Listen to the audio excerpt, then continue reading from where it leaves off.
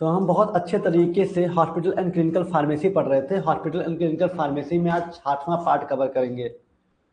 ठीक है, 6 पार्ट को कवर करने वाले हैं आज हॉस्पिटल एंड क्लिनिकल फार्मेसी में। हमें लगता है कि सिलेबस बहुत सही चल रहा है। ठीक है, और क्वेश्चन भी बहुत अच्छे तक कवर कर चुके हैं, लेकिन बात यह है कि आप कितना कवर किए। कल की क्लास में जो हम पढ़ाए हुए थे, बहुत सारे स्टूडेंट्स हमारे पास व्हाट्सएप वाला टेलीग्राम पे सॉरी इंस्टाग्राम पे बहुत सारी जो चीज़ें हम बोले थे टेबल बना के सेंड करने के लिए सेंड किए। काफ़ी अच्छा लगा, काफ़ी अच्छे से आप कैटेगराइज किए कि हाई रिस्क ड्रग क्या होता है, इमरजेंसी ड्रग क्या होता है, शेड्यूल H1 के ड्रग क्या होते हैं। अच्छा लगा, तीनों को कैटेगराइज करके उसके एग्जाम्पल को या कोई डिफिनीशन के साथ एग्जाम्पल को बताया। सही तरीका है, आप पूरा एक्सप्लेन करके लास्ट में बता सकते हैं, क्योंकि हमें कल थोड़ा अधूरा लग रहा था जो कल के क्वेश्चन किए थे हम। ठीक है, कल मेरा क्वेश्चन जो था वो क्या था, discuss in detail the method of FIFO and FIFO, FIFO और FEFO दोनों के बारे में बहुत अच्छे तरीके से हम पढ़े थे। फर्स्ट इन फर्स्ट आउट के बारे में सारी चीजें देखे थे, बस आपको लास्ट में बताए थे कि एक टेबल बना लेना है। ठीक है, लास्ट में एक टेबल बना करके इसको अच्छे से एक्सप्लेन करने के लिए बोले थे और आप लोग ने किया, बहुत अच्छी बात है, बहुत सारे स्टूडेंट ने इस टेबल को बना करके किया। ठीक है, चलिए उसके पहले वाला जो क्वेश्चन था फीफो वाला भी हो गया था हमारा, और उसके पहले जो क्वेश्चन पढ़े थे high risk drug, schedule drug, ये वाली चीजें थी। ठीक है, हाई रिस्क ड्रग क्या है, इमरजेंसी ड्रग क्या है, शेड्यूल H1 के ड्रग्स क्या है, ये भी आप बहुत अच्छे तरीके से टेबल बना करके यहाँ पे एक टेबल बनाएंगे जिसका लिखेंगे हाई रिस्क ड्रग। ठीक है, इसी तरह से आपका टेबल बनेगा। एक आपका टेबल, एक का नाम था आपका हाई रिस्क ड्रग, इसको HR ड्रग कह देते हैं। ठीक है, इमरजेंसी ड्रग, और एक लास्ट आपका था H1 शेड्यूल का ड्रग। उसी के चाहिए या तो एग्जाम्पल लिख दीजिए या तो फिर आप डिफिनीशन बता दीजिए, definition word plus example, definition plus example आप बता दीजिए या फिर डायरेक्ट एग्जाम्पल बता दीजिए, दोनों सही था। इसके भी लास्ट में आपको ये टेबल बना करके आना है, टेबल से काफी थोड़ा अट्रैक्टिव लगेगा जो कि यहाँ नहीं बना था। ठीक है, तो आप टेबल बना करके जो कि हम यहाँ बहुत अच्छे से बताए थे इसको कर लीजिएगा, ये इंपॉर्टेंट था। ठीक है, चलिए तो ये हमारा क्वेश्चन दोनों कंप्लीट हो गया। आज हम बात करेंगे नेक्स्ट क्वेश्चन की तरफ। ये क्वेश्चन हो चुका था कल हमारा। हाँ, आज हम टॉप 20 क्वेश्चन, जैसा कि पता है आप क्रेश कोर्स में टॉप 20 लॉन्ग क्वेश्चन पढ़ रहे हैं, और टॉप 20 लॉन्ग क्वेश्चन के कहां तक पहुंच चुके हैं, 7वें क्वेश्चन तक पहुंच चुके हैं। 6 क्वेश्चन कंप्लीट हो चुका है, 7वें क्वेश्चन तक आज हम पहुंच चुके हैं। बहुत अच्छे तरीके से आप कर रहे हैं। उम्मीद करते हैं 6 क्वेश्चन तक सभी को कंप्लीट हो गया, सभी को तैयार, मतलब सभी लोग तैयार कर लिए हैं। क्या हम सही बोल रहे हैं ना? 6 क्वेश्चन तक आप तैयार कर चुके हैं hospital and clinical pharmacy. Am I right ना?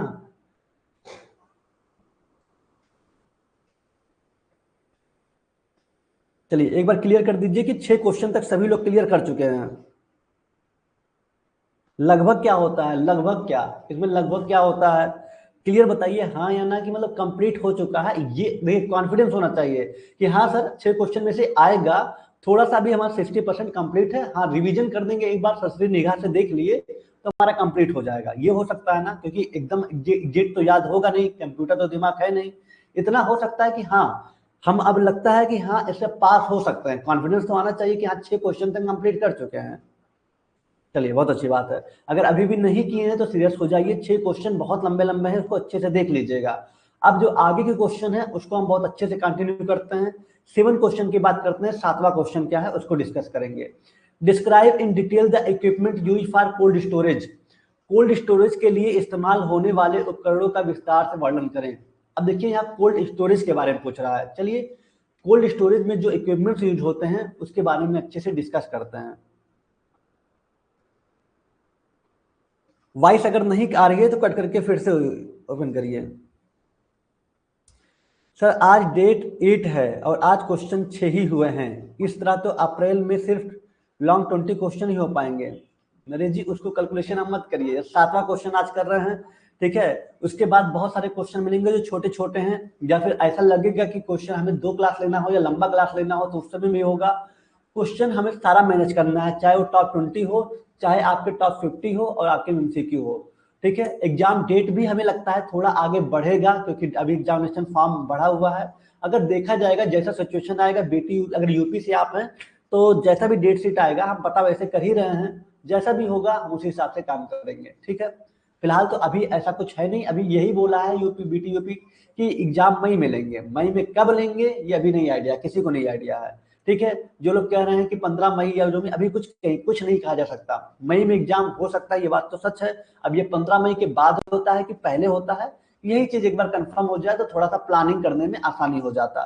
ठीक है, और ये भी जल्दी हो जाएगा, इसी अप्रैल में ही कंफर्म हो जाएगा, तो थोड़ा सा तब तक पढ़ते रहते हैं। ठीक है, चलिए।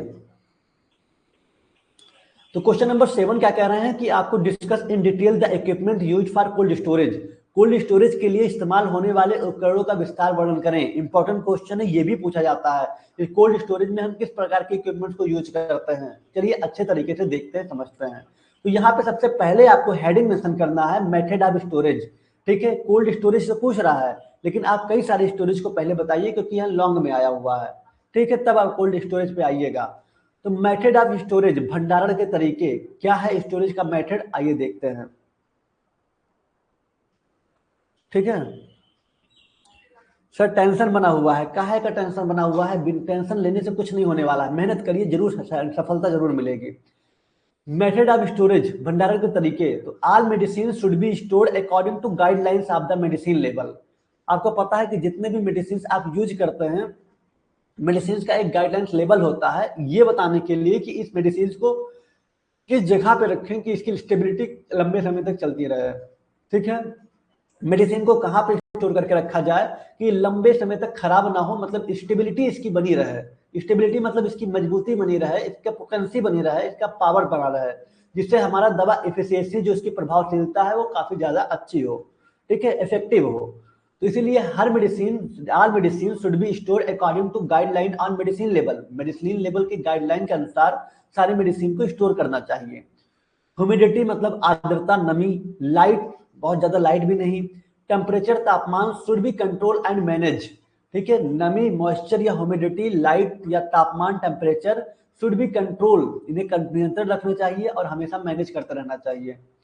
To ensure the proper storage, या सुनिश्चित करिए कि सही तरीके से स्टोरेज या storage room should be concerned या मॉडिफाइड। जो आपके स्टोरेज रूम है, जहां पे आप दवा को रखते हैं, वो पूरी तरीके से मॉडिफाइड हो। ठीक है, माइक्रोब्स कम वहां पे हो, और वहां पे टेम्परेचर बहुत जरूरी है कि नमी ना आता हो, लाइट सही मैनेज, लाइट भी बहुत अच्छे तरीके से मैनेज हो, तापमान भी वहां पे नियंत्रण रहे। ओके, तो मेथड ऑफ स्टोरेज में हम ये बता रहे हैं कि सभी दवाओं को दवा के लेवल पर दिए गए दिशा निर्देशों के अनुसार स्टोर किया जाना चाहिए। नमी, रोशनी, तापमान को कंट्रोल और मैनेज किया जाना चाहिए। सही स्टोरेज सुरक्षित करने के लिए स्टोरेज रूम बनाए या उनमें बदलाव किए जाने चाहिए। सिंपल एकदम पॉइंट है कि हर दवा का अलग अलग स्टोरेज कंडीशन होता है, उसी के हिसाब से उसे रखना चाहिए। क्लियर, ये आप मेथड बता दिए। अमन जी, कल सर आई में इंसेक्ट मिल गए, कोई मेडिसिन बताइए प्लीज। एक आप एंटीसेप्टिक क्रीम आता है, सॉरी एंटीबायोटिक्स क्रीम आते हैं, आप जाके, सॉरी क्रीम कह रहे हैं, आई ड्रॉप्स आते हैं, आप जाके मार्केट से ले सकते हैं, बता करके, दिखा करके। ठीक है, ऐसे जिट नहीं बताया जा सकता मेडिसिन। ओके, लिए आगे बढ़ते हैं। Device use for cold storage. Device use for cold storage, cold storage में जो इक्विपमेंट्स यूज होते हैं, ये आपसे पूछ रहा है। सबसे पहले आप बता क्या है, मेथड बताए, मेथड्स के तरीके क्या है, इसको आप अच्छे से क्लियर कर चुके। ओके, क्या होते हैं सभी मेडिसिन को स्टोर करने के लिए उनके गाइडलाइंस, जैसा कि उसके पेपर पे लिखा होता है, उसी के हिसाब से स्टोर करते हैं, जिससे उसकी स्टेबिलिटी लंबे समय तक बनी रहे। ठीक है, चलिए। Device used for cold storage, cold storage के लिए जो डिवाइस है उसके बारे में बात करते हैं। Various types of equipments are available for storage and transportation of vaccine. ठीक है, some of them are following. देखिए, various types of equipments are available, अलग अलग प्रकार के जो इक्विपमेंट्स हैं उपलब्ध है स्टोरेज करने के लिए या ट्रांसपोर्टेशन ऑफ वैक्सीन, वैक्सीन को ट्रांसपोर्ट करने के लिए। उनमें से कुछ यहाँ पे दे रखे हैं, आइए देखते हैं। पहला है ILR, आइस लाइन रेफ्रिजरेटर। क्या है? आइस लाइन रेफ्रिजरेटर, जिसमें हम वैक्सीन वगैरह को रखते हैं। फिर आपका रेफ्रिजरेटर हो गया, और इसमें भी वैक्सीन को रखा जाता है। ठीक है, वैक्सीन का भी लेबल होता है। और एक वाल्व इन कोल्ड रूम, जो कि एक रूम में ही टेम्परेचर को मेंटेन किया जाता है। ठीक है, एक अच्छे टेम्परेचर को ठंडा रूम बनाने के लिए उसको, रूम को ही ऐसे मेंटेन किया जाता है जहाँ पे मेडिसिन को रखे जाते हैं। तो कोल्ड स्टोरेज को यूज करने के लिए कुछ डिवाइसेस हैं जो कि यहाँ दिए हैं। एक है आइस लाइन रेफ्रिजरेटर, दूसरा है रेफ्रिजरेटर, और तीसरा है valve in cold room. Clear हो गया? चलिए आगे बढ़ते हैं। कोल्ड स्टोरेज के लिए इस्तेमाल होने वाली डिवाइस वैक्सीन की स्टोरेज और ट्रांसपोर्टेशन के लिए कई तरह के उपकरण उपलब्ध हैं। उनमें से कुछ इस प्रकार हैं: ILR refrigerator, walk in cold room. ठीक है, क्लियर हो पाया? चलिए याद रखिएगा, ILR आइसलैंड रेफ्रिजरेटर और वॉक इन कोल्ड रूम। आगे बढ़ते हैं। अब एक एक करके थोड़ा सा हमें डिस्क्राइब करना है। ठीक है, कोल्ड स्टोरेज में जो जो चीजें हैं उसके बारे में डिस्क्राइब करना है। सबसे पहले हम रेफ्रिजरेटर को लेकर चलते हैं कि ये रेफ्रिजरेटर होता क्या है। रेफ्रिजरेटर क्या होता है? Vaccine refrigerator are design to store vaccine and other medical product. जो वैक्सीन रेफ्रिजरेटर होता है, ठीक है, उसको डिजाइन किया जाता है क्योंकि रेफ्रिजरेटर में मैक्सिमम क्या रखे जाते हैं? वैक्सीन वगैरह या कुछ इंजेक्शन या वैक्सीन वगैरह रखे जाते हैं। ठीक है, वैक्सीन रेफ्रिजरेटर जैसे आप देखेंगे टिटनेस के इंजेक्शन हो गए, ये सब स्टोरेज उसी में होते हैं, रेफ्रिजरेटर में ही। Okay, vaccine refrigerator are design to store vaccine and other medical product as a stable temperature to ensure that do not degrade. ठीक है, वैक्सीन रेफ्रिजरेटर को इस तरह से डिजाइन किया जाता है जहां पे वैक्सीन को स्टोर करते हैं या अदर भी जो मेडिकल प्रोडक्ट है उनको स्टोर करते हैं एट ए स्टेबल टेम्परेचर, जिससे तापमान क्या हो, एक स्टेबल हो सके और ये सुनिश्चित किया जा सके कि दैट डू नॉट डिग्रेड, इसके मॉलिक्यूल डिग्रेड नहीं होंगे, टूटेंगे नहीं, खराब नहीं होंगे। ओके, वैक्सीन रेफ्रिजरेटर को वैक्सीन और दूसरे मेडिकल प्रोडक्ट को एक स्थिर तापमान पर स्टोर करने के लिए डिजाइन किया गया ताकि यह सुनिश्चित हो सके कि वे खराब ना हो। ठीक है, ध्यान रखिएगा। ओके, ये आपके एग्जाम में पूछे जाने वाला क्वेश्चन है, इंपॉर्टेंट है, ध्यान रखिएगा, आपके सिलेबस में है। आइए, इन डेवलपिंग कंट्री की बात करें, solar powered vaccine refrigerator are very common. विकासशील देशों में सोलर पावर वाले वैक्सीन रेफ्रिजरेटर बहुत आम है। ओके, तो रेफ्रिजरेटर में आप इस पॉइंट को बता सकते हैं कि वैक्सीन रेफ्रिजरेटर को इस तरह से डिजाइन किया जाता है जहां पे वैक्सीन को स्टोर करते हैं और अदर मेडिकल प्रोडक्ट को स्टोर करते हैं, जिसके उससे टेम्परेचर को स्टेबल बनाया जा सकता है और ये सुनिश्चित किया जा सकता है कि हमारी जो ड्रग है, जो वैक्सीन है, वो डिग्रेड ना हो पाए, खराब ना हो पाए उनके मॉलिक्यूल। ओके, चलिए, बहुत अच्छा, अच्छे से आप समझ पाए। आगे बढ़ते हैं। These refrigerator maintain precise temperature range between 2 से 8 डिग्री सेल्सियस। मतलब जो रेफ्रिजरेटर है इसका मेंटेन करते हैं एक टेम्परेचर, तापमान टेम्परेचर करते हैं, और प्रिसाइज। ठीक है, प्रिसाइज का मतलब होता है सटीक, या मतलब कह सकते हैं कि एक ऐसा टेम्परेचर मैनेज है या उससे बहुत ज्यादा आगे या बहुत ज्यादा पीछे नहीं जाएगा, उसी के आसपास रहेगा, उसी को प्रिसाइज कहते हैं। जैसे हम मान लीजिए सेट कर दिए 4 डिग्री सेल्सियस, तो 4 डिग्री सेल्सियस तो ये आपका या तो 3 हो जाएगा या तो बहुत ज्यादा हो जाएगा, या 4 के थोड़ा आगे हो जाएगा, मतलब थोड़ा सा फर्क पड़ेगा, मतलब 4 पॉइंट कुछ हो जाएगा। ओके, तो ऐसे में इसको बोलते हैं प्रिसाइज, बहुत ज्यादा गैप नहीं होता, थोड़ा थोड़ा गैप होता है, उसको प्रिसाइज कहते हैं। तो एक प्रिसाइज टेम्परेचर रेंज बिटवीन 2 से 8 डिग्री सेल्सियस, 2 से 8 डिग्री सेल्सियस के बीच में से स्टोर किया जाता है। A refrigerator should have enough space to accommodate vaccine without being crowded. मतलब इतना जगह होता है रेफ्रिजरेटर में कि आराम से वैक्सीन को बिना बहुत ज्यादा वैक्सीन के भी आराम से रखा जा सकता है। ओके, ये रेफ्रिजरेटर 2 से 8 डिग्री सेल्सियस के बीच सटीक तापमान बनाए रखते हैं। एक रेफ्रिजरेटर में वैक्सीन को बिना भीड़ भाड़ के रखने के लिए पर्याप्त जगह होनी चाहिए। ठीक, उतना होता भी है। Domestic refrigerator can also be used for vaccine storage. जो घरेलू रेफ्रिजरेटर होते हैं, ठीक है, घरेलू रेफ्रिजरेटर होते हैं, क्या उसका भी इस्तेमाल वैक्सीन स्टोरेज के लिए किया जा सकता है।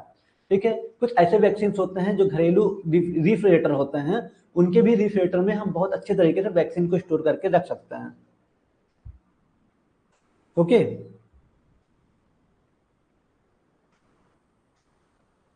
आगे बढ़ते हैं। क्या समझ में आ रहा है ये पॉइंट? रेफ्रिजरेटर समझ में आया? तो आगे बढ़ें।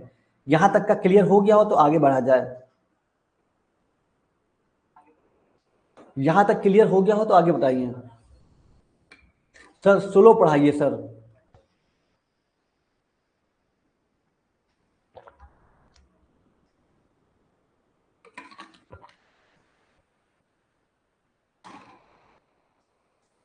अच्छा, वॉइस क्लियर नहीं आ रही है क्या?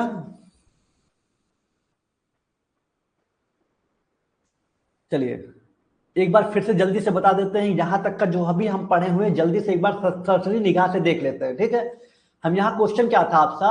Describe in detail the equipments used for cold storage. ठीक है, कोल्ड स्टोरेज के लिए यूज होने वाले इक्विपमेंट्स पर डिटेल में चर्चा करें, डिस्क्राइब करें, व्याख्या करें, यही क्वेश्चन था। सिंपल था, हम बताए कि भंडारण के तरीके, मेथड ऑफ स्टोरेज, सभी मेडिसिन को उनके गाइडलाइंस के हिसाब से स्टोर करते रहना चाहिए। उनमें लिखा होता है कि कौन से मेडिसिन को किस तरह से स्टोर किया जाए, रखा जाए, क्योंकि मतलब वो लंबे समय तक उसकी स्टेबिलिटी बनी रहे। वही बात यहाँ लिखा हुआ है। ठीक है, एक तापमान, एक सही तापमान पे रखना चाहिए, नमी से बचा करके रखना चाहिए, ये हर दवा में लिखा होता है। ठीक है, अब यह कोल्ड स्टोरेज के लिए जो डिवाइसेस यूज होती हैं उनमें से आइसलैंड रेफ्रिजरेटर, जिसको IRR कहते हैं, जिसमें वैक्सीन वगैरह रखते हैं। रेफ्रिजरेटर भी होता है, इसमें भी वैक्सीन रखते हैं। और वाल्किन कोल्ड रूम, आप देखे होंगे पूरा स्टोरेज में एक रूम को ही ठंडा बना दिया जाता है जिसमें हम स्टोर करते हैं मेडिसिन को। ठीक, इसी में से हम सबसे पहले हम क्या पढ़े, रेफ्रिजरेटर।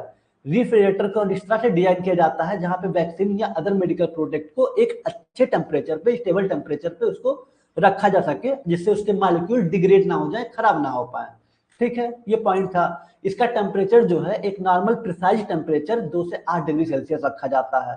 ठीक है, और रेफ्रिजरेटर में इतना जगह रहता है कि आराम से मतलब वैक्सीन को रखा जा सकता है। बहुत ज्यादा उसमें वैक्सीन हैं तो उसको कैटेगराइज वाइज रख सकते हैं। ठीक है, और घरेलू जो डोमेस्टिक रेफ्रिजरेटर होते हैं उनको भी एज ए वैक्सीन स्टोरेज के लिए यूज किया जा सकता है, टेम्परेचर को प्रिसाइज करके, मैनेज करके। ओके, चलिए अब बात करते हैं ILR, ice lined refrigerator. Ice lined refrigerator होते हैं, आइसलैंड रेफ्रिजरेटर होते हैं, इसको देखते हैं।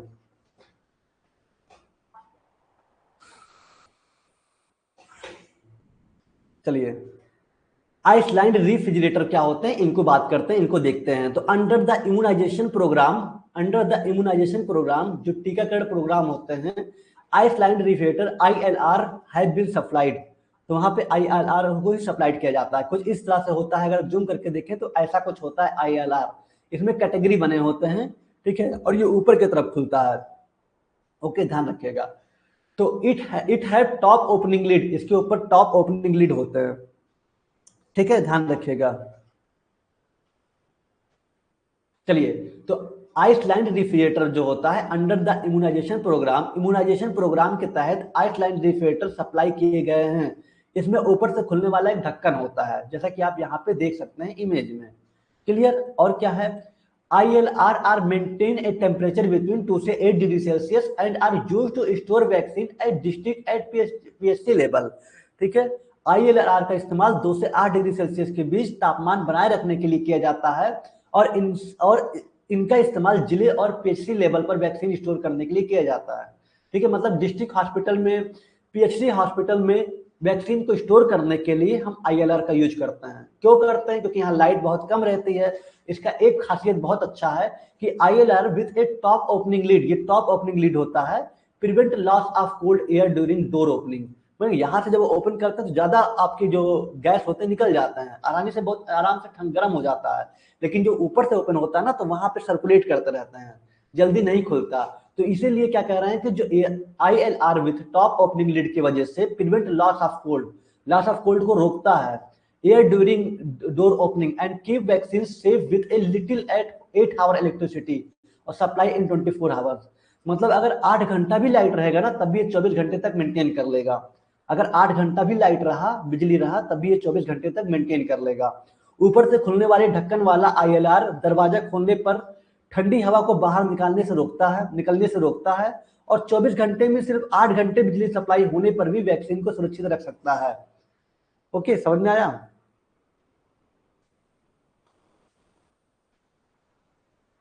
ये तो बड़ी वाली फ्रिज है जो होटल में पाई जाती है।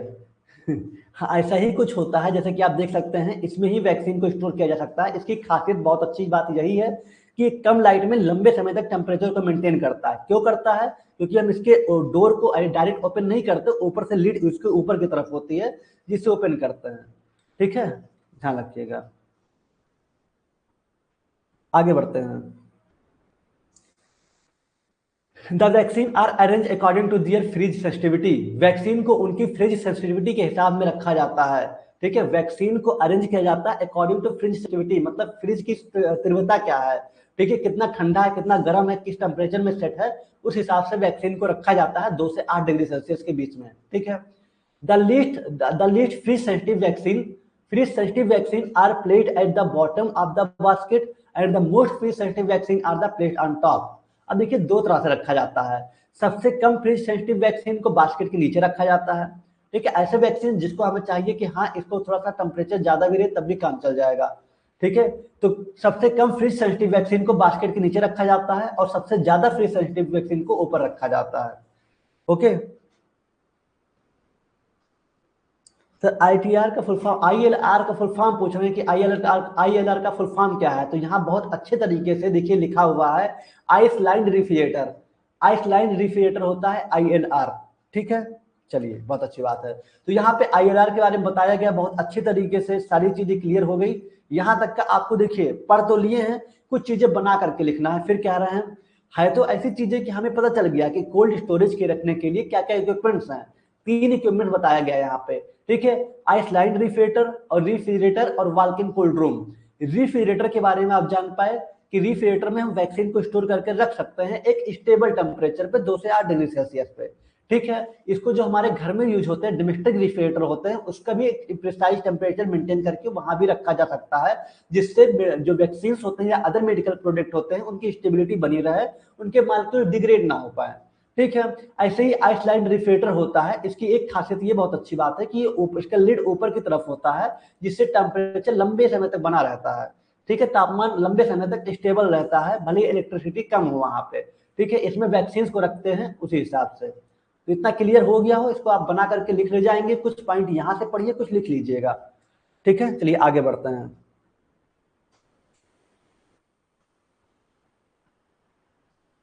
ठीक है, यहां तक का हो गया हो तो आगे बढ़ते हैं। क्लियर है यहां तक? सर डीप फ्रिज में रखने पे क्या फर्क पड़ेगा? इन्होंने कहा डीप फ्रिज मतलब मान के चलिए कि माइनस में अगर रखा जाए, -2 डिग्री सेल्सियस, -4 डिग्री सेल्सियस पे रखने पे क्या फर्क पड़ेगा? तो ज्यादा डीप में रखेंगे तब भी इसके मालिक्यूल डिग्रेड हो जाएंगे। ठीक है, इसके मालिक्यूल डिग्रेड हो जाएंगे या फिर जब आप इसको यूज करेंगे तो ये फिर अच्छे से वर्क नहीं करेंगे, उसकी स्टेबिलिटी पे कहीं ना कहीं फर्क आएगा। ठीक है, चलिए अब बात करते हैं लास्ट वाला जो है वाल्किन कोल्ड रूम। ठीक है, पेपर कब होगा परेशान मत होइए, अभी आपके पास अप्रैल का जो टाइम है इसको फोकस करिए, पेपर मई में कभी भी हो सकता है। ठीक, वाल्क इन कोल्ड रूम की बात करें, वाल्क इन कोल्ड रूम, आइए इसकी बात करते हैं। एक cold room is a type of refrigeration chamber या फिर insulated space design to maintain artificially generated temperature. ठीक है, मतलब सीधी सीधी बात करें, एक कोल्ड रूम जो होता है उसको इस तरह से डिजाइन किया जाता है कि अपने जो रूम का टेम्परेचर है एक आर्टिफिशियल तरीके से मेंटेन किया जा सके। कोल्ड रूम एक तरह का रिफ्रिजरेशन चैम्बर या इंसुलेटेड जगह होती है जिसे आर्टिफिशियल तरीके से बनाया गया तापमान बनाए रखने के लिए डिजाइन किया जाता है। जैसे कि आप देखे होंगे, जहां पे आप कहीं गए होंगे कोल्ड स्टोरेज में, कभी गए हैं आप लोग कोल्ड स्टोरेज में गए हैं? जैसे कि जहां पे हम रहते हैं हमारे थोड़ी दूर पे जब हम जाते हैं तो रास्ते में पड़ता है, वहां पे केले का कोल्ड स्टोरेज है। ओके, केले का कोल्ड स्टोरेज जहां पे कच्चे केले आते हैं उसको पकने के लिए वहां रखा जाता है। ओके, तो ऐसे बहुत सारे स्टोरेज आप देखे होंगे कि पूरा चैम्बर रूम को ही ऐसा ऐसा बनाया जाता है कि वहां पे एक आर्टिफिशियल टेम्परेचर को मेंटेन किया जा सके। देखे होंगे बिल्कुल, अक्सर जाते हैं वहां पे। दसराज जी कह रहे हैं सर अक्सर जाते हैं, विजिट करते हैं। चलिए हाँ, होता ही है, आप लोग देखे होंगे। तो उसी तरह से यही बात कर रहा हूं, walk in cold room. Cold room are used for storing a temperature sensitive item. वहां पे जो टेम्परेचर सेंसिटिव आइटम होते हैं उन्हीं को स्टोर किया जाता है, जैसे कि कोई फूड हो गया, फूड आइटम, फार्मास्यूटिकल प्रोडक्ट में वैक्सीन हो गए। ठीक है, फार्मास्यूटिकल प्रोडक्ट में वैक्सीन हो गए, कुछ फूड आइटम्स हो गए, या फिर अदर मेडिकल प्रोडक्ट, या फिर other medical product other medical product हो गए, वो सारी चीजें वहां पे स्टोर की जाती हैं। ओके, कोल्ड रूम का इस्तेमाल तापमान के प्रति संवेदनशील चीजों जैसे कि खाने की चीजें, फार्मास्यूटिकल प्रोडक्ट जैसे वैक्सीन को स्टोर करने के लिए किया जाता। ठीक है, बस यही तो आपका है, तीनों आप बता चुके, इतना सफिशियंट है।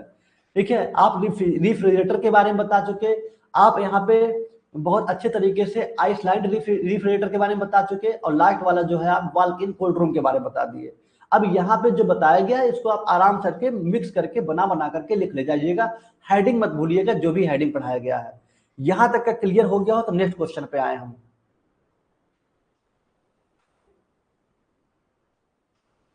यहां तक का क्लियर हो गया तो नेक्स्ट क्वेश्चन में आए हम। ठीक है, चलिए यहां तक क्लियर हो गया हो तो नेक्स्ट क्वेश्चन पे आए चले हम।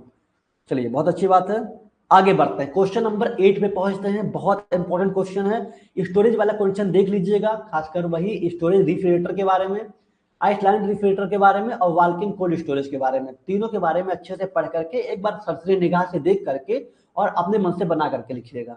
ठीक है, चलिए क्वेश्चन नंबर 8 क्या है, briefly explain the distribution of medicine in ICC, ICU, NICU, emergency ward. ठीक है, ICC, ICU, NICU, emergency ward में दवाओं के वितरण के बारे में संक्षेप में बताइए।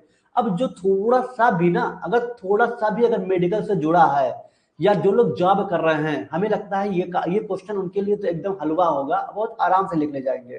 ठीक है, क्योंकि वो ऑलरेडी देख रहे हैं आईसीसी और आईसीयू एनआईसीयू के बारे में, इमरजेंसी वार्ड के बारे में, बस उसके बारे में लिखना है कि दवाओं का जो डिस्ट्रीब्यूशन होता है ना, किस तरह से होता है, दवाओं का जो वितरण होता है उसके बारे में संक्षेप में बताइए। चलिए आइए, चलिए देखते हैं क्या होता है, इसको क्या बोलते हैं, हमको लैंग्वेज किस तरह से यूज करना है, आइए चलिए देखते हैं। ओके, तो क्वेश्चन नंबर 8 क्या था, आईसीसी, आईसीयू, एनआईसीयू। तो सबसे पहले तो इसका फुल फॉर्म जानिए, distribution of drug ICCU, ICU, NICU और इमरजेंसी वार्ड।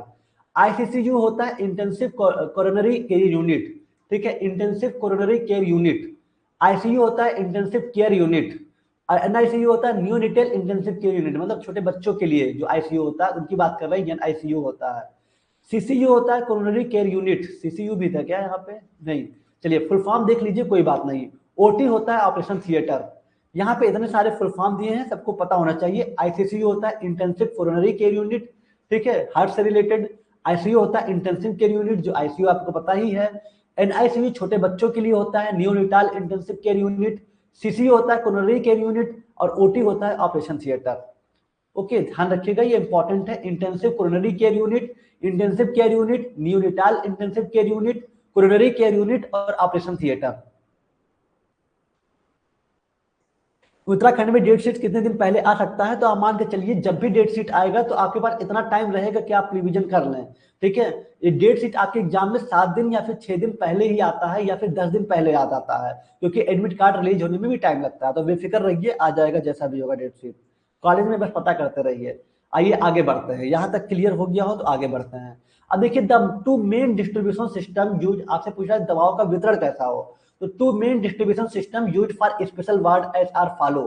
स्पेशल वार्ड के लिए इस्तेमाल किए जाने वाले दो मुख्य डिस्ट्रीब्यूशन सिस्टम इस प्रकार हैं। पहला है पेशेंट स्पेसिफिक मेथड, मरीजों के लिए खास दवाइयां। ठीक है, दूसरा है क्रेश कार्ड, क्रेश कार्ड। ठीक है, अभी क्रेश कार्ड क्या होता है, मरीजों के लिए खास दवाइयां क्या है, आइए देखते हैं। मतलब जब पेशेंट एडमिट होते हैं तो उस तरह से दवाओं का डिस्ट्रीब्यूशन होता है। पहला है आपका पेशेंट स्पेसिफिक मेडिसिन को किस तरह, अरे मरीजों की खास दवाइयां उनको किस तरह की जरूरत है दवाओं का, उस हिसाब से रखा जाता है। और क्रेश कार्ड, अब दोनों क्या है आइए देखते हैं। तो पेशेंट स्पेसिफिक मेडिसिन की अगर बात करें, पेशेंट स्पेसिफिक मेडिसिन की अगर बात करें, तो these medicine are dispensed on the prescription for the doctor as per the disease of the patient. ये दवाएं डॉक्टर के प्रिस्क्रिप्शन के अनुसार मरीजों की बीमारी के हिसाब से दी जाती है। सब एकदम साफ साफ क्लियर हो रहा है, पेशेंट स्पेसिफिक मेडिसिन। ठीक है, पेशेंट के हिसाब से मेडिसिन, तो पेशेंट के हिसाब से कैसे मेडिसिन रखा जाएगा, डॉक्टर के प्रिस्क्रिप्शन पे, डॉक्टर जैसा प्रिस्क्रिप्शन में लिखा हुआ है, जो ड्यूरेशन दे रखा है उसी के हिसाब से मेडिसिन को रखा जाता है, उसी को बोलते हैं पेशेंट स्पेसिफिक मेडिसिन। ठीक है, जिससे उनके डिजीज को अच्छे से क्लियर किया जा सके, ट्रीटमेंट किया जा सके। These medicine are not store in special ward of the hospital. ये दवाएं अस्पताल के स्पेशल वार्ड में स्टोर नहीं की जाती। ठीक है, ये दवाएं अस्पताल के स्पेशल वार्ड में स्टोर नहीं की जाती हैं। जो पेशेंट स्पेसिफिक मेडिसिन होते हैं, मरीजों के लिए खास दवाइयां, ये दवाएं डॉक्टर के प्रिस्क्रिप्शन के अनुसार मरीजों के बीमारी के हिसाब से दी जाती हैं। ठीक है, चलिए अब बात करते हैं क्रेश कार्ड। क्रेश कार्ड क्या होता है, this is the stock of medicine maintain by, ये मेडिसिन का ही स्टॉक होता है क्रेश कार्ड, जो कि ICCU, ICU, NICU, emergency ward में यूज किया जाता है। ठीक है, ICCU, ICU, NICU, emergency ward के द्वारा ये एक मेडिसिन का स्टॉक ही होता है जिसे मेंटेन किया जाता है। This stock is called crash cart, इसी स्टॉक को हम क्रेश कार्ड कहते हैं। नहीं समझे, फिर समझिए, यह ICCU, ICU, NICU, emergency ward द्वारा रखा जाने वाला दवाओं का स्टॉक है। ठीक है, इसमें जो दवाओं का स्टॉक रखा हुआ है वही है, इसे ही क्रेश कार्ड कहा जाता है। ठीक, following type of medicine are kept in crash cart. अब अलग अलग तरह के मेडिसिन होते हैं जिसको क्रेश कार्ड में रखते हैं। पहला है कंज्यूमेबल और दूसरा इमरजेंसी ड्रग। कंज्यूमेबल मतलब क्या होता है, इस्तेमाल होने वाली चीजें, और एक इमरजेंसी दवाइयां। ठीक है, तो सबसे पहला होता है कंज्यूमेबल और दूसरा है इमरजेंसी ड्रग। अब चलिए दोनों के बारे में देखते हैं, कंज्यूमेबल के बारे में, इमरजेंसी ड्रग के बारे में, क्रेश कार्ड में क्या है इसको देखते हैं। अच्छा, बहुत फास्ट पढ़ा रहे हैं क्या, हम थोड़ा स्लो पढ़ाएं, कहने से बहुत फास्ट पढ़ा रहे हैं। शिवानी जी करें सर स्लो पढ़ाइए सर। अच्छा हम बहुत तेजी से बोल रहे हैं। चलिए एक बार फिर से देख लेते हैं शिवानी जी, अच्छे से क्लियर करते हैं, देखते हैं। वैसे हम तेज बोलते हैं ऐसा काफी लोग हमसे कह चुके हैं, कोशिश करते हैं इंप्रूव करने की। ठीक है, जब हम बात कर रहे हैं ICU and ICU emergency ward में दवाओं के वितरण के बारे में संक्षेप में, मतलब इसमें जो दवाओं का डिस्ट्रीब्यूशन है कैसे हो रहा है। ठीक है, आईसीयू का फुल फॉर्म जो कि यहाँ पे आप सारा देख लीजिएगा आईसीयू का, जो कि बहुत बेसिक है, याद कर लीजिएगा। देखिए जब दवाओं को डिस्ट्रीब्यूट किया जाता है तो स्पेशल वार्ड के लिए इस्तेमाल किए जाने वाले दो मुख्य डिस्ट्रीब्यूशन सिस्टम इस प्रकार है। पहला एक पेशेंट स्पेसिफिक मेडिसिन, मरीजों की खास दवाइयां। दूसरा क्रेश कार्ड। अब मरीजों की खास दवाइयां का मतलब क्या, मरीजों की जो भी बीमारी है तो डॉक्टर प्रिस्क्रिप्शन में जो दवा लिखेंगे उसी प्रिस्क्रिप्शन के हिसाब से जो दवाइयां तैयार की जाती हैं उसी को बोलते हैं मरीजों की खास दवाइयां। इसको कोई स्पेशल वार्ड में नहीं रखा जाता, लेकिन हाँ पेशेंट के हिसाब से, उनके रोगों के हिसाब से तैयार किया जाता है जो भी प्रिस्क्रिप्शन में लिखा है। दूसरा क्रेश कार्ड। क्रेश कार्ड क्या होता है, ये एक स्टॉक मेडिसिन का स्टॉक होता है जो कि इमरजेंसी वार्ड, एनआईसीयू, आईसीसीयू और आईसीसीयू में यूज किए जाते हैं, इनके द्वारा मेंटेन किए जाते हैं। इसी को बोलते हैं क्रेश कार्ड। अब ये दो प्रकार के होते हैं, एक कंज्यूमेबल और एक इमरजेंसी ड्रग। कंज्यूमेबल में क्या आते हैं, इस्तेमाल होने वाली चीजें, और इमरजेंसी मतलब इमरजेंसी दवाइयां, आपातकालीन स्थिति में दिया जाता है। अब आइए चलिए देखते हैं कंज्यूमेबल। ठीक है, जो होता है इस्तेमाल होने वाली चीजें। चलिए, this include such type of medicine used in surgery. Consumer इस्तेमाल होने वाली चीजों में क्या लिखेंगे कि इसमें क्या शामिल है, इनमें सर्जरी में इस्तेमाल होने वाली दवाई शामिल है, जैसे कि डिसइंफेक्टेंट हो गए, एनेस्थेटिक्स हो गया, सर्जिकल आइटम हो गए। डिसइंफेक्टेंट, एनेस्थेटिक, सर्जिकल आइटम वगैरह इसमें क्या होते हैं, शामिल होते हैं। These medicines are not charged to patient and consumed by the hospital. इन दवाओं का चार्ज मरीजों से नहीं लिया जाता और इन्हें हॉस्पिटल इस्तेमाल करता है। ओके, समझ में आया। तो एक कंज्यूमेबल में क्या बताएं कि इस्तेमाल होने वाली चीजें जिसमें प्रॉपर तरीके से ये सर्जरीज, ऐसे डिसइंफेक्टेंट, एनेस्थेटिक्स या सर्जिकल आइटम यूज होते हैं, इनका कोई अलग से चार्ज नहीं होता, ये हॉस्पिटल के द्वारा ही किए जाते हैं। ठीक है, चलिए आगे बढ़ते हैं। एक इमरजेंसी ड्रग की बात करें तो these medicine are needed urgently, आपातकालीन स्थिति में। These medicine are needed urgently, we can not wait for supply for pharmacy. हम फार्मेसी से वेट नहीं कर सकते सप्लाई करने के लिए, इन दवाओं की तुरंत जरूरत होती है और हम फार्मेसी से सप्लाई का इंतजार नहीं कर सकते।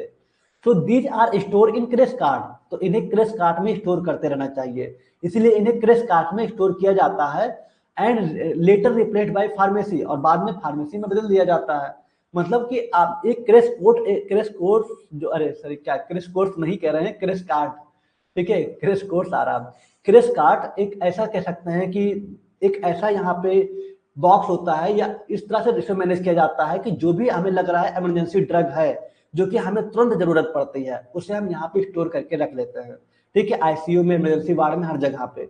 ओके, हम ये वेट नहीं कर सकते कि इमरजेंसी सिचुएशन में फार्मेसी से हम दवा लेके आएंगे फिर यूज करेंगे, यही क्रेश कार्ड है। ठीक है, इमरजेंसी दवाएं।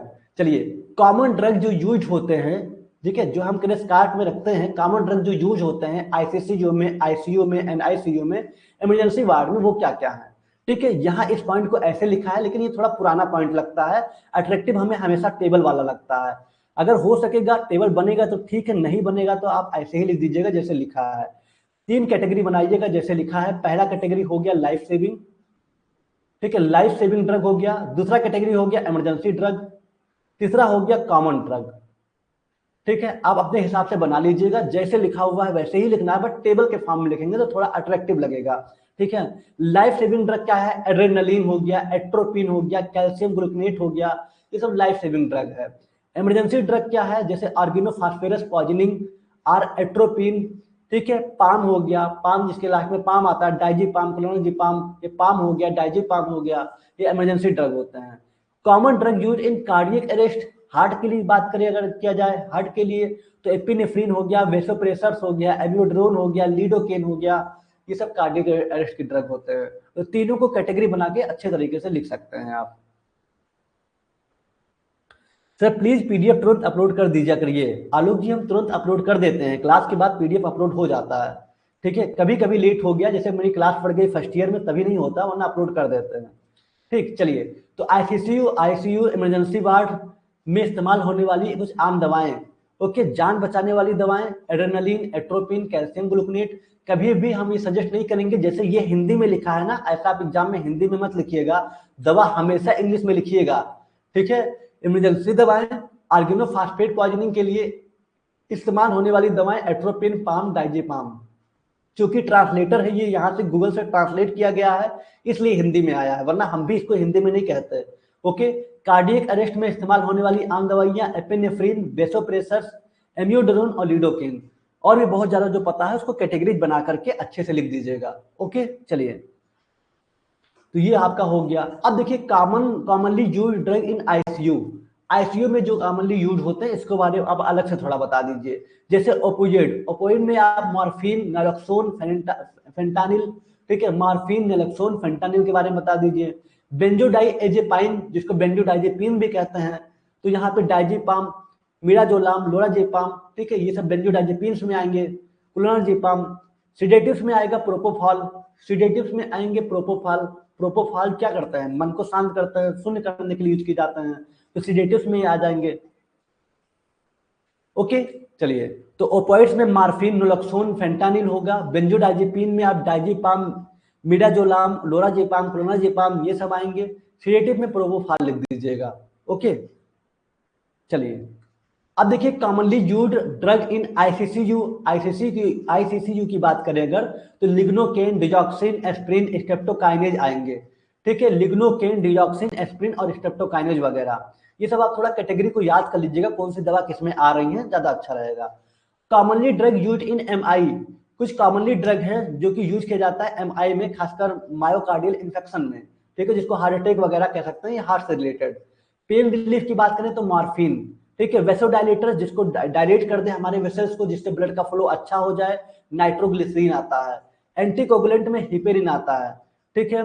एंटीप्लेटलेट एस्प्रिन, ओके, एंटीकोगुलेंट में जो खून के ब्लड जो थक्के जम जाते हैं उनको रिलीज करता है हिपेरिन। एंटीप्लेटलेट में एस्प्रिन। स्टूल सॉफ्टनर में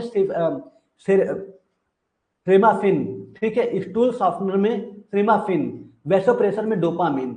ओके, ये अलग अलग कैटेगरी है, उसके यहाँ पे ड्रग के नाम है जिसको आप अच्छे से याद करके लिख सकते हैं। दर्द से राहत के लिए मार्फिन, वेसोडाइलेटर जो वेसल्स को डायलेट करता है, नाइट्रोग्लिसरीन। एंटीकोगुलेंट में हिपेरिन, एंटीप्लेटलेट में एस्पिरिन, स्टूल सॉफ्टनर में क्रोमाफिन और वेसोप्रेसर में डोपामिन। ओके, चलिए सर जी, आप जरूरी कमेंट नहीं देखते हैं। रक्षा जी अगर जरूरी कमेंट देखेंगे तो पढ़ाएंगे कब, बहुत टाइम निकल जाता है, 2 क्वेश्चन कवर करना था, कमेंट देखेंगे तो सब कुछ दिक्कत हो जाएगा, ठीक है, इसलिए हम आपके कमेंट को देखेंगे लास्ट में, ऐसी बात नहीं है। तो बस ये 2 क्वेश्चन आपका आज कंप्लीट हो गया, ठीक है, 2 क्वेश्चन आपका कंप्लीट हो गया। आप यहाँ पे बहुत अच्छे तरीके से देख पाए। क्वेश्चन था कि आईसीसी, आईसीयू एंड आईसीयू और इमरजेंसी वार्ड में किस तरह से मेडिसिन का डिस्ट्रीब्यूशन किया जाता है। बहुत अच्छे से आप इसका फुल फॉर्म बता दिए कि इंटेंसिव कोरोनरी केयर यूनिट, ठीक है, इंटेंसिव केयर यूनिट, सब कुछ बता दिए। उसके बाद बताया 2 तरह से इसको बांटा गया है, एक पेशेंट स्पेसिफिक मेडिसिन और क्रेस कार्ड। यहाँ पे प्रिस्क्रिप्शन के हिसाब से दवाई डॉक्टर लिखते हैं मरीज को, पेशेंट को, उसको बोलते हैं पेशेंट स्पेसिफिक मेडिसिन। ओके, दूसरा क्रेस कार्ड, जहां हम इमरजेंसी ड्रग या फिर एनआईसीयू या आईसीसीयू में कुछ फार्मेसी से दवा मंगा के रख लेते हैं कि भैया हमको इमरजेंसी में दवाइयाँ फार्मेसी से नहीं चाहिए, उसी को बोलते हैं क्रेस कार्ड। क्रेस कार्ड में इसको स्टोर करके रखा जाता है। ये 2 तरह का होता है, एक कंज्यूमेबल, एक इमरजेंसी ड्रग, ठीक है, एक इस्तेमाल होने वाली चीजें और इमरजेंसी दवाइयाँ। तो क्या क्या होती हैं जो कि यहाँ पे लिखा हुआ है, जैसे कि सर्जरीज के दौरान disinfectant, anaesthetics, surgical item. Okay, चलिए, बहुत अच्छी चीजें हैं, बस यही सब आपको पढ़ना है। इमरजेंसी ड्रग में भी हम क्रेस कार्ड में अच्छे तरीके से रख लेते हैं, फार्मेसी का वेट नहीं करते हैं। यहाँ पे आप टेबल बना करके life saving drug, emergency drug, common drug आप बता सकते हैं, ठीक है।